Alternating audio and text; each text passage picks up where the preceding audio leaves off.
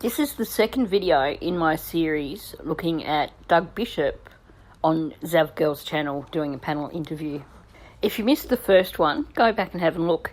However, you don't need to have seen the first one to watch this one because they're each standalone sections. I've broken it up specifically to cover different topics. So in this video, the topic of conversation moves on towards talking about, is it foul play? Does Doug believe it was foul play, or does he believe it was an accident? So let's dive in. Well, I'm proud of the work that you guys did to recover Kiely, and I think one of the most horrific scenes for me was just seeing Nick's face when he came out of the water. And I paused and stopped and looked at that, and I can't imagine what he was processing. Is there anything that you can share with us about why his face was that way a little bit more in detail than what we know to be obvious? Yeah, I mean, it's a very tough thing. This was one of Nick's first solved cases. And, seeing something like that for the first time is nobody's prepared for that. So it's the words can't describe, what was going through his mind, what he's seeing. And it's tragic, he just, witnessed the body of a child, and it had her full life ahead of her. And we have been looking for her, and we've been telling her story, and we're attached to this person that we're looking for. As our channel has grown, we're now into being a voice for somebody that's missing. So when we're not just pulling a car out today, we're looking for somebody. What's this person's story? Who were they as a person? And so we're really getting connected. And Nick just wasn't diving empty. He was diving with he knew that we might as well say he knew this girl. And it's shocking. And Nick's doing great. He's a veteran of the Army, 11 years, sergeant. So he's got a background dealing with tough situations, and he's doing great. We all focus on the positive and what this means for the families and the agencies that we're working with. Is these are answers. As tragic as it may be, these are answers that we're providing, and that's what we focus on no matter what we're doing. First of all, I know this has been said many, many times, and I also realise that Nickrin is highly unlikely to be still watching any of this kind of Kiely content. But I just do want to say a huge thank you to Nickrin, a huge shout out to Nickrin. You are a hero. Now, there's a bit to unpack here. I mentioned in my live stream earlier that according to Carson, in the footage that they were editing, he believed that Kiely was recognisable. So we have, on one hand, Nick saying that he only saw feet, and yet we have Carson saying that Kiely was recognisable underwater. I wonder if perhaps Nickrin did see more than just feet, and he's blocked that out. There seems to be a discrepancy, certainly, between what Nick says he saw and what Carson is reporting is visible in the footage. And people who played around with the footage claim that they could see Kiely in the footage. And to be honest, the shape looks more than like just feet or legs. But I don't want to dig too much into that because it is a difficult topic to discuss and it is a little bit triggering. But Doug does say a few things that, to me, point towards there possibly being more than just seeing feet. He talks about seeing something like that, and he's saying that he had just witnessed the body of a child. And he also talks about it being shocking. He also mentions Nick having been a sergeant, and someone who is a sergeant is trained to deal with challenging, difficult situations. So to me, that also suggests that there was more to be seen than just Kylie's legs. And the other thing Doug does talk about there, which could, of course, explain Nick's reaction, is that they immersed themselves in Kylie's case. They became connected to this girl that they were looking for. So perhaps Nick didn't see a lot, but just the knowledge that he had found this child that they were looking for and that she wasn't going home, perhaps that was enough to cause the reaction in Nick. It's something we might not know, because I suspect that even if down the track charges are laid, then unless Nick is called as a witness in court, we may not hear his full account of what he actually experienced down there when he found Kiely. Was there indication, like, I know if there's a continuum between foul play and accident, it seemed to me the way that the documentary you guys created was leaning towards foul play. Is that where you still stand? Yep. When things don't add up, they don't add up. Doug does go into this further, but I just wanted to stop and point out how affirmative he is. He says yes twice. Yep. I think to me that's him saying that he is, while he does hedge around percentages, I think he would have to have been 99% certain that it was foul play. And he does start to discuss the things which to him make it seem like it is foul play as opposed to an accident. And he's said it multiple times about things not adding up. So he's basically reiterated it here. When things don't add up, they just don't add up. Too many coincidences become evidence. Some people say, oh, circumstantial stuff. Coincidences, when they add up, circumstantial things add up, they become overwhelming. So at this point, I'm beyond 50-50. Absolutely. Could this be an accident? They could come out and say that, but no one's going to believe it. It's tragic. There's upwards of 400 children at that party, and she's found not too far away, and nobody knows anything. There's a number of retired law enforcement people on the internet, on YouTube, and every single one of them basically has part of their motto. They say there's no such thing as coincidences. And what Doug is saying here rings true. There's far too many coincidences. That's when they stop being coincidences and they start becoming circumstantial evidence.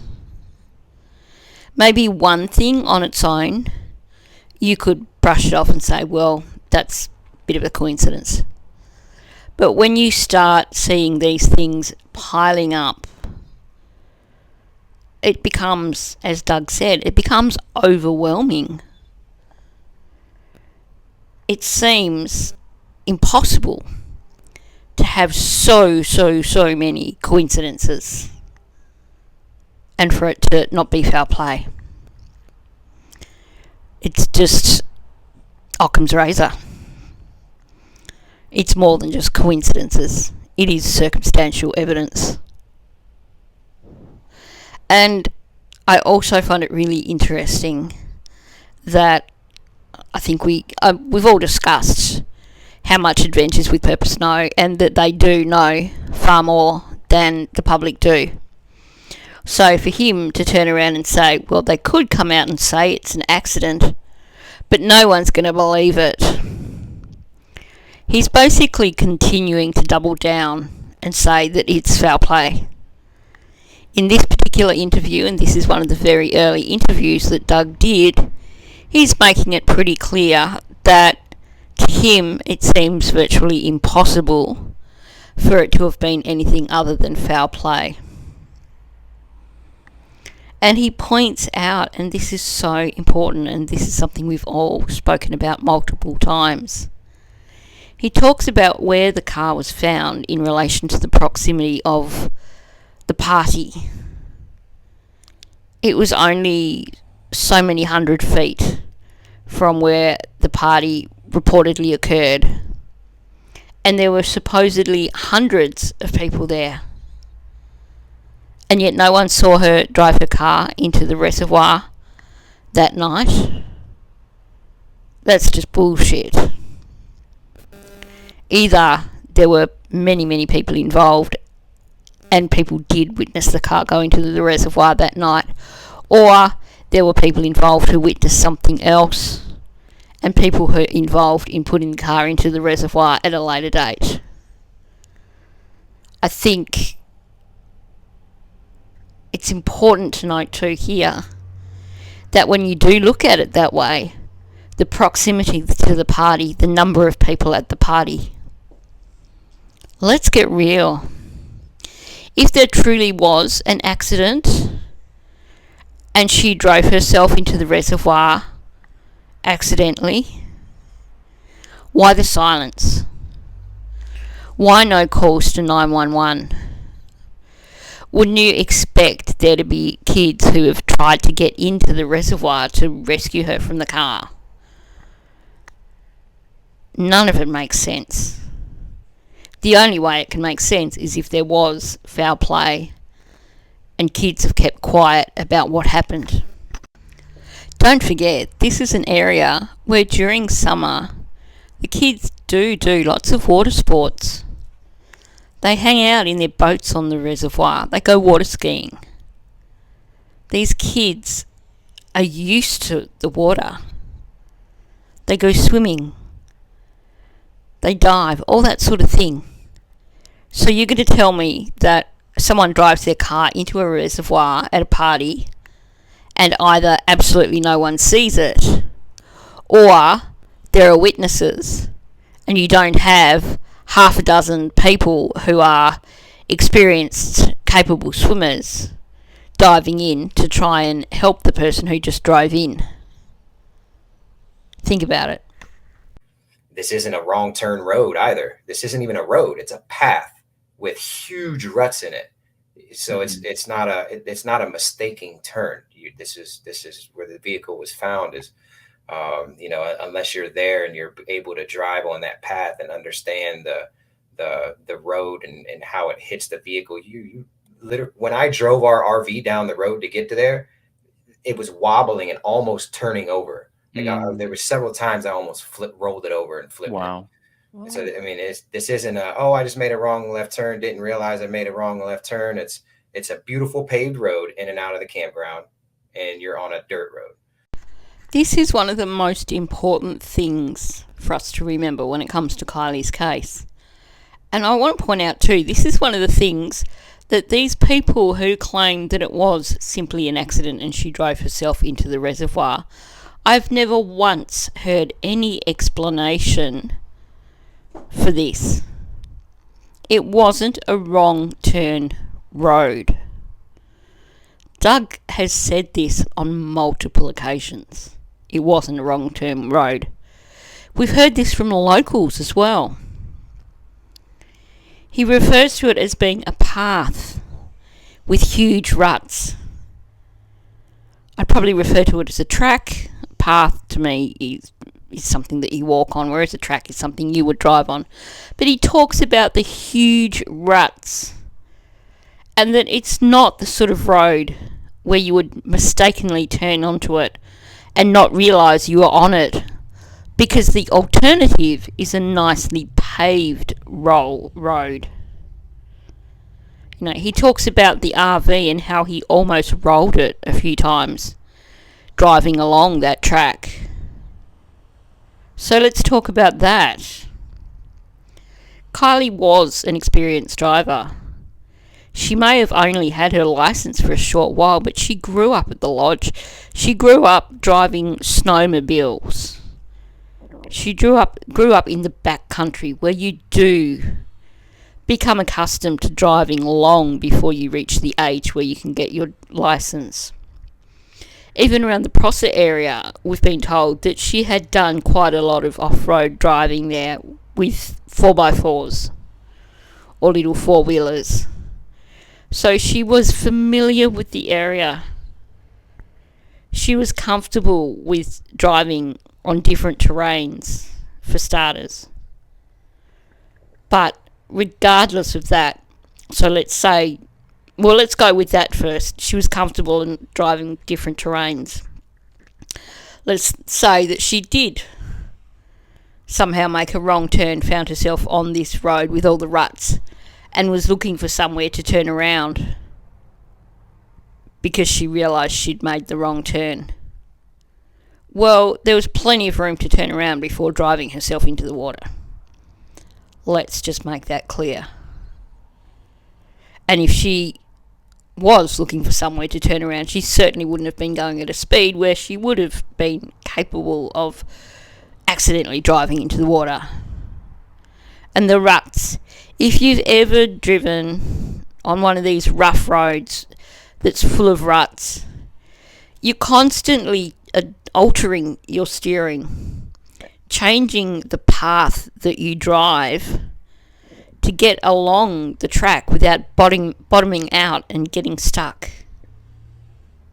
Are you trying to tell me that we're supposed to believe that Kiely somehow mistook a road that was rough, full of ruts, really difficult to drive in terms of not flipping your car or bottoming out? She somehow mistook that, for starters, for a paved road, and then continued to drive straight ahead, straight into the water.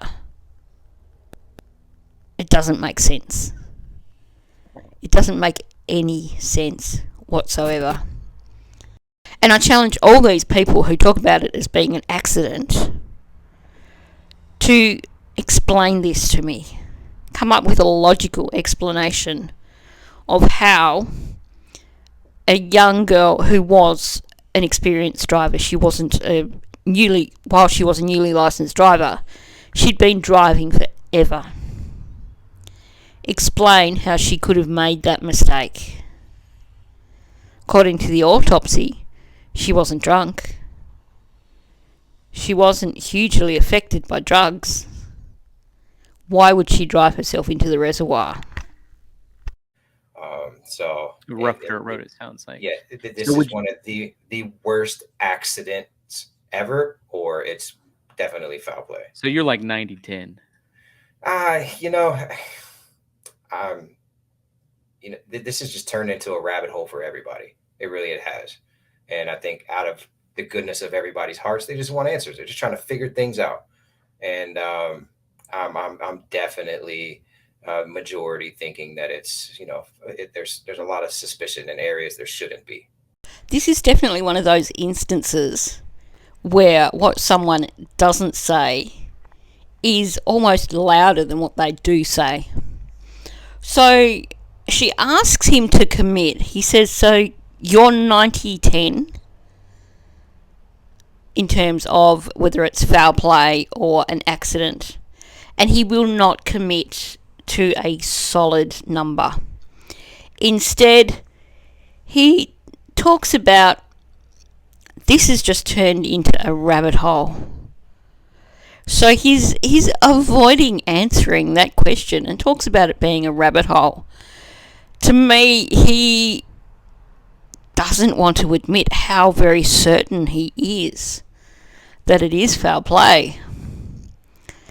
And he then goes on with that he is definitely thinking it's, and there's pauses there, and he still doesn't come out with the words. He's being so careful because I guess he doesn't want to lead the audience and he doesn't want to influence the audience.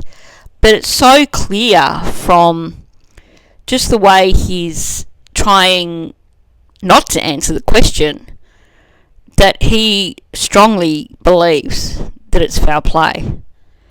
And from this, I actually get the impression that he can't imagine the scenario as being accidental at all. Especially when he doubles down with saying there's a lot of suspicion in areas that there shouldn't be. Everything he has said here, to me, says that he 100% at this point in time believed that it really was a case of foul play and that she did not drive herself into the reservoir. Did law enforcement seem to think that after you told them, the details of the car and what you were thinking? Did they have any suspicion, or what did they say? They're playing it really tight to the vest. I think their lack of response publicly explains it all. I think their response the other day saying that they're not going to respond again until November says it all. Why wait so long? Obviously, if they come forward and announce they suspect foul play, there comes a whole nother level of pressure publicly on, okay, who is it? Who's your suspect? So they're not going to do that. So they're giving themselves some time to do it the right way, thoroughly. And I think the fact that they're willing to drag this out so long, says a lot. Okay, so my question here is, has anyone in the United States recently tried to do a FOIA for the CHP report? Do we know that we're still waiting for that, or are we presuming that and just no one's actually done a FOIA? Okay, so going back to this, he's saying that even with Adventures with Purpose, law enforcement were playing it really tight to the vest. So law enforcement didn't let on anything in terms of the investigation with Adventures with Purpose. And to him, he says that the lack of response publicly says it all. And I think he's probably right. I hope he's right. Now, we know that we've been told that the case was closed with the local law enforcement. We've never been told that the case is closed with the FBI. We know that CHP still have the case. But is the lack of response a positive thing? They could be coming out and debunking so many things, but nothing has been said. Even when they released the autopsy, they didn't say anything. We've heard nothing from law enforcement since just after Kiely was found. Could that be a positive sign? One of the things that Doug does say here, which I think is quite insightful, is that he says that if law enforcement had come out and said something that would point towards foul play, the public pressure on them would be phenomenal. And he's right. Can you imagine if they released the autopsy and they made comments that suggested that they were still investigating and that they did think there was foul play?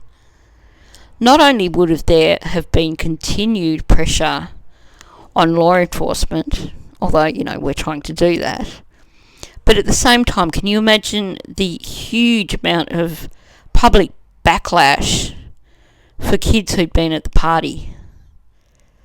Not just for the kids that were responsible, but for any kids who were identified as having gone to the party. So perhaps this is a positive thing for us. Perhaps the reason law enforcement aren't saying anything is for the sake of the innocent kids who were simply at the party and had no involvement. Or perhaps it's because they are aware that maybe they're going after individuals who have plenty of money to back them, and so they need a pretty damn solid case before they can make a move. And they certainly don't want to be playing their hands publicly before that and opening themselves up for all sorts of trouble. It's worth thinking about. And Doug does say maybe they feel it's worth waiting so long. We don't necessarily know that there's nothing happening with regards to Kylie's case. It feels like it. It certainly feels like it. And it certainly seems like when we're heading up for 2 years, that surely when we can see so many things that point to foul play, we believe that it should have been called by law enforcement long before now, and that arrests should have been made. But perhaps it's not quite so clear-cut, and perhaps they are trying to find additional evidence, or there are additional things that they need to make arrests. We can hope. Sometimes it's really hard to stay hopeful, but definitely I think Doug has a point when he talks about silence from law enforcement. There's a lot that they could have come out and said to shut down people who are still talking about Kylie's case. People who are still talking about foul play, talking about cover-ups. But instead there's this massive wall of silence. What's the reason? So on the video, I noticed her dad seemed a little suspicious when you told him that she wasn't in the driver's seat. She was in the back. Did you get a chance to talk to him? And did they thank you? Did her parents thank you for finding her? Yeah. Okay. Dad and Grandpa were so like humbly thankful for what we did. There's so much that we could not put in our episode, that the exchange between the father and grandfather and I, because of the things that were talked about in relevance to what may or may not have happened. And he was extremely frustrated when he got there, and we did show a little bit of that. There was no hiding that. But he was very grateful. Him and grandfather were extremely grateful that we were able to find Kiely, as much as that is ending hope in that scenario. Really strong-headed, and they're not going to give up until they have answers either. It's just a tough time for them right now, and it's just a big grieving process for them at the moment. And their fight is not over. They're not, I don't think, going to accept that this is just an accident. I have to say, right now, I would very, very much like to see the rest of that interview with Dad and Grandpa, because what Doug's saying here, we all believed this, heart and soul. So why did they turn around and go after Upchurch? Yeah, he said some pretty dumbass things. And most of us were kind of ticked off with him when he tried to say that Kiely wasn't real. I can understand that. But why are they focusing their attention on Upchurch instead of pushing for justice for Kiely? It really doesn't sit well with me at all. So what else was said in their interview with Adventures with Purpose? Doug says that they were both grateful that Adventures with Purpose found Kiely. Wouldn't you think that the gratefulness would extend to someone who had offered a $100,000 car as a reward for information to find Kiely?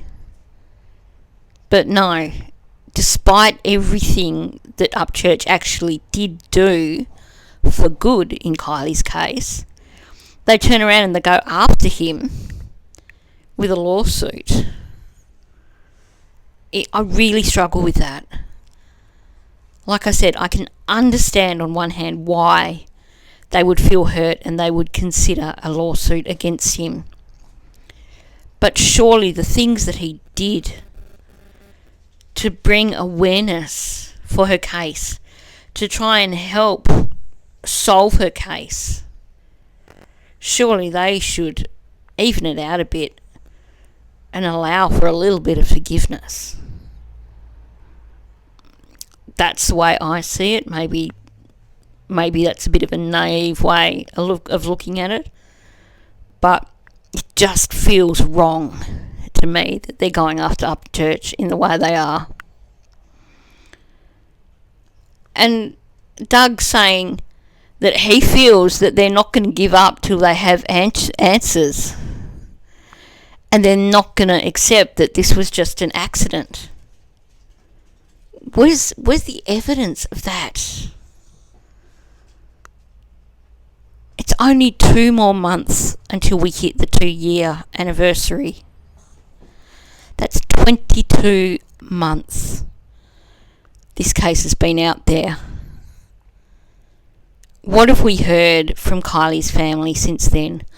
All we have heard is this lawsuit against Upchurch. Is there something they know that we don't?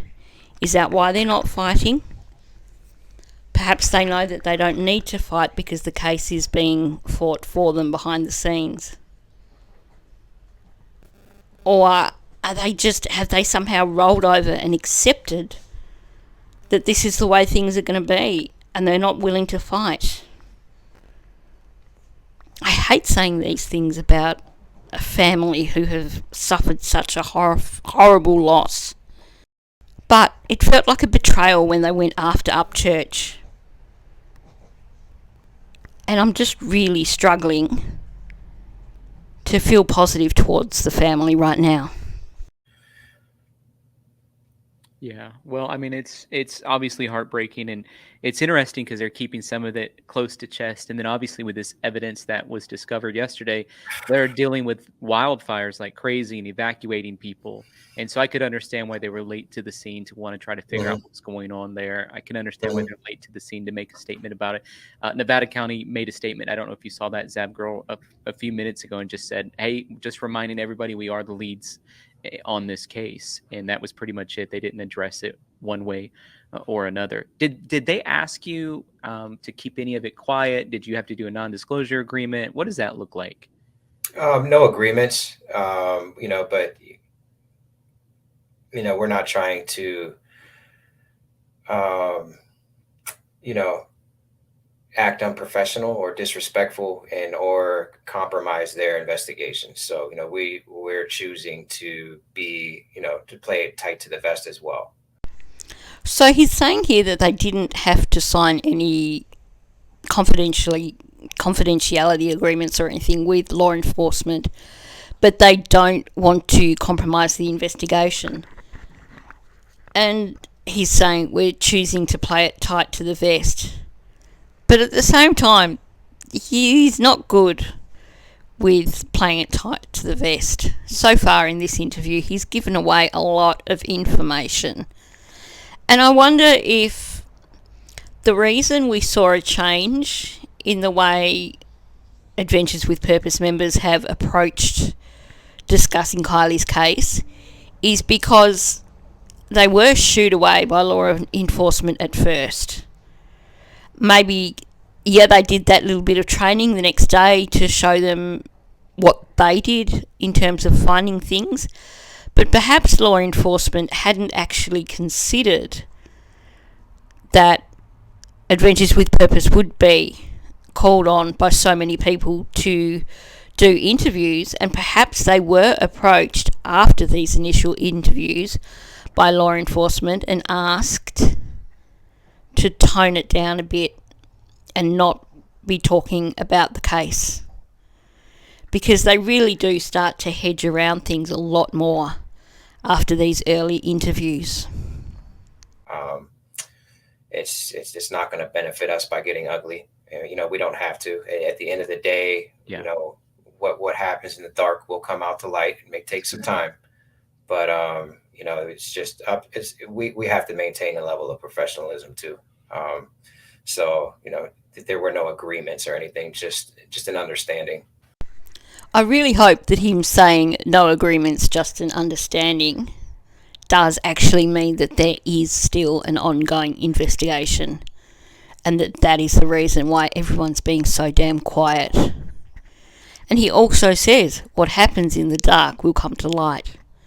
So perhaps we can hope that Doug does know a heck of a lot more, and he has said they played it close to the vest. So maybe Adventures with Purpose do know a heck of a lot more. And maybe there will be a time when charges are laid and when justice is served. We can only hope. Now, this is already close to 40 minutes, so I'm going to stop it there, and we'll carry on with this in the next video. So thanks for listening. If you're not subscribed, please do subscribe. Also, please hit the like button and leave a comment below.